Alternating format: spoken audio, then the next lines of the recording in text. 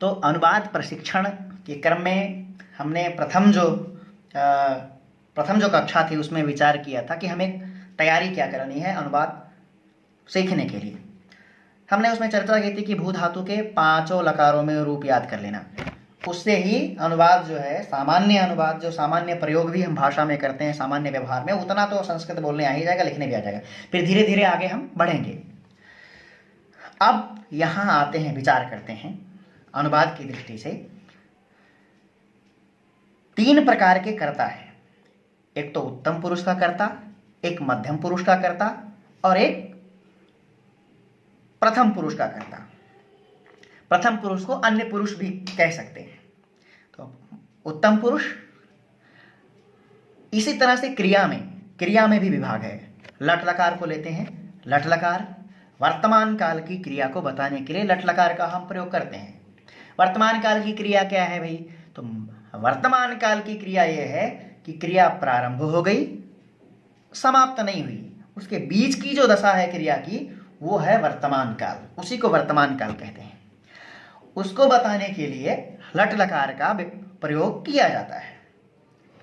अब आइए, बिल्कुल सर्वविदित बात है, अपने आप को सभी उत्तम समझते हैं, तो अपने आप को बताने के लिए संस्कृत में अस्मद शब्द दिया है। अस्मद शब्द में 3 वचन है। प्रथमा विभक्ति में 3 वचन है, एक वचन, द्विवचन, बहुवचन। इसी तरह से उत्तम पुरुष में भी, क्रिया में भी एक वचन, द्विवचन, बहुवचन, 3 वचन का निर्धारण है। अब इसमें फिक्स है संस्कृत में, एक वचन का अगर करता है तो एक वचन की ही क्रिया होगी, एक वचन द्विवचन का अगर करता है तो द्विवचन की ही क्रिया होगी, बहुवचन का अगर करता है तो बहुवचन की क्रिया होगी। ये कर्ता और क्रिया में समान वचन होते हैं।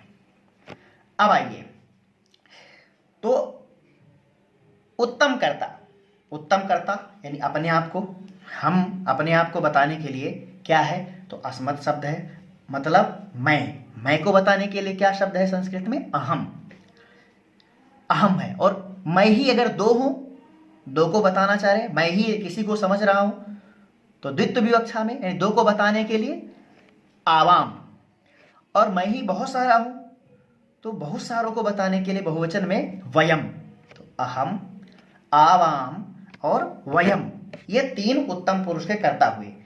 अब अहम के साथ में एक धातु हम लेते हैं, पठ धातु ले लेते हैं। पठ धातु लट लकार। अब पठ धातु लट लकार के उत्तम पुरुष को हम पकड़ते हैं। उत्तम पुरुष में 3 वचन है, क्रिया में भी पठामि, पठावह, पठामह। अब आइए, अहम उत्तम पुरुष एक वचन का करता है अहम, तो इसके साथ में उत्तम पुरुष एक वचन की क्रिया अहम पठामि। दूसरा, उत्तम पुरुष द्विवचन का करता क्या है? आवाम। तो आवाम के साथ में आवाम पठावह। उसी तरह से उत्तम पुरुष बहुवचन का करता क्या है? तो वयम। तो वयम पठामह। इस तरह से हमारे 3 वाक्य बन गए, अहम पठामि, आवाम पठावह, वयम पठामह। ये वाक्य हमारे उत्तम पुरुष के कर्ता के साथ में और उत्तम पुरुष की क्रिया के साथ में 3 वाक्य, कर्ता और क्रिया में समान वचन करके हमने बनाया। इसी तरह ठीक जो हमारा सबसे खास होता है, अभिन्न है, उसी के लिए हम तुम शब्द कह सकते हैं। सबको तुम नहीं कह सकते। तुम जो है, जो हमारा अतिशय सन्निकट है, उसको ही कह सकते हैं। अब उस तुम को बताने के लिए संस्कृत में क्या है? तो अब युष्मत् शब्द है। युष्मत् शब्द के एक वचन में त्वम बनता है, तो द्विवचन में युवाम और बहुवचन में यूयम। त्वम, युवाम और यूयम, यह क्या है? ये मध्यम पुरुष है। इसको मध्यम पुरुष दिया। भाई उत्तम तो स्वयं बन गए, और हमारा जो खास है वो मध्यम है, बाकी जितने हैं वो प्रथम है, या उनको अन्य भी कह सकते हैं। अब आइए, मध्यम पुरुष का कर्ता एक वचन में क्या है साहब? तो त्वम है। तो त्वम मध्यम पुरुष एक वचन का कर्ता त्वम है। इसके साथ में मध्यम पुरुष एक वचन की क्रिया आएगी पठसी। तो त्वम पठसी, एक वाक्य बन गया। अब मध्यम पुरुष द्विवचन का कर्ता हम जब लेंगे युवाम, तो युवाम के साथ में उधर मध्यम पुरुष द्विवचन की क्रिया क्या आएगी? पठथः।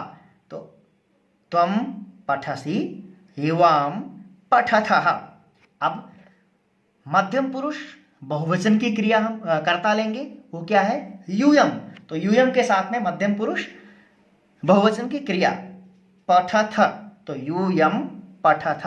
तो पूरा वाक्य बन गए मध्यम पुरुष के, त्वम पठसि, युवाम पठथः, यूयम पठथ।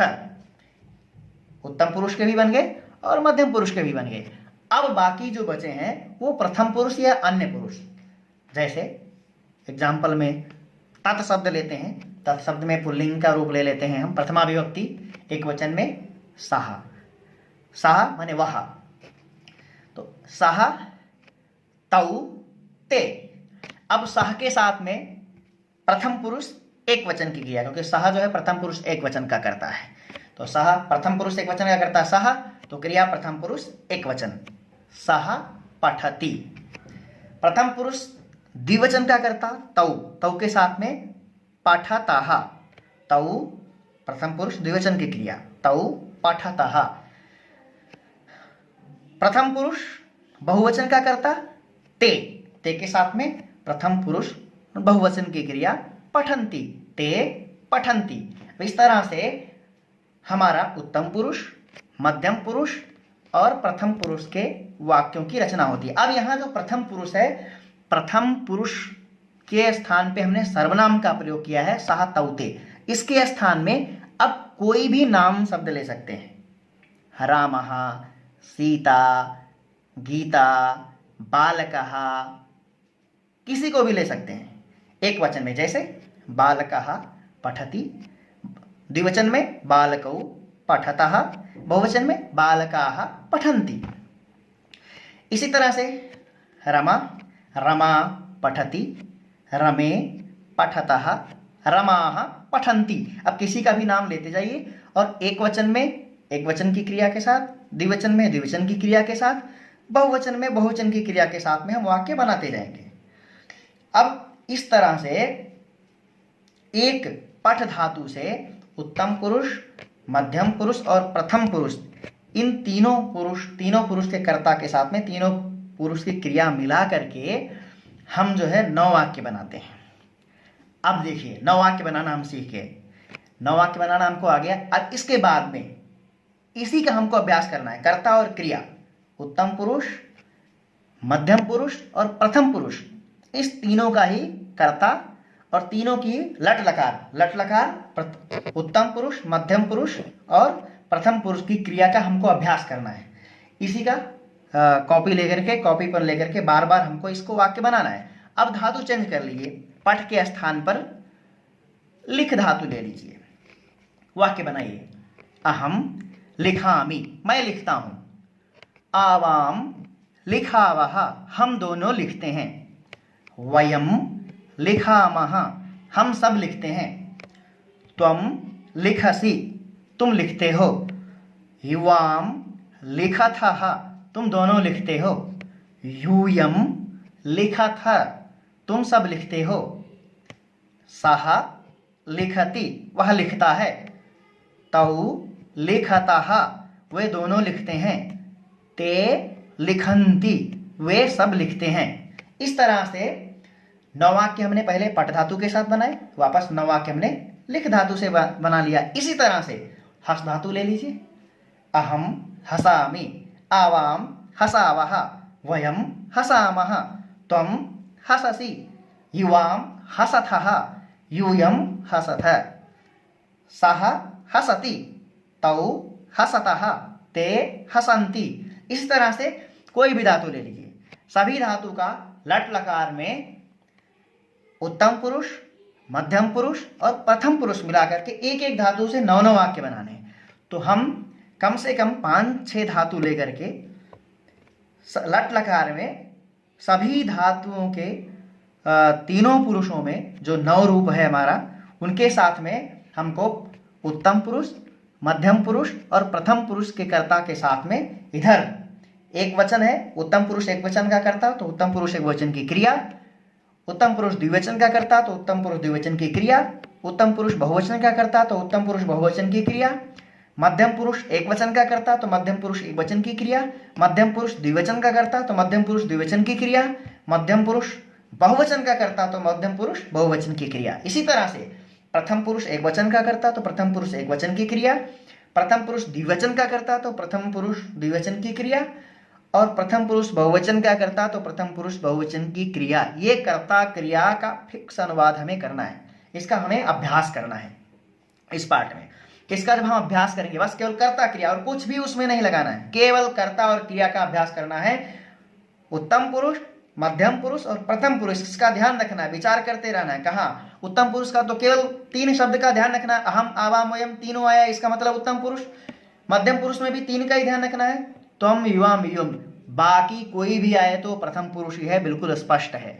तो इस तरह से हमें धातु को बदल बदल करके, अनेक धातु को लेकर के, उसके साथ में लट लकार के साथ में हमको सबसे पहले कम से कम 10 धातु ले लिया, तो 10 धातु 1 में 9 हो रहा है। एक धातु में लट लकार में हम प्रथम पुरुष, मध्यम पुरुष, उत्तम पुरुष के साथ में वाक्य बनाएंगे तो 9 वाक्य होगा। और 10 धातु लेंगे तो 10 धातु इंटू 10 इंटू 9 इक्वल टू 90, यानी 90 वाक्य बन जाएंगे हमारे।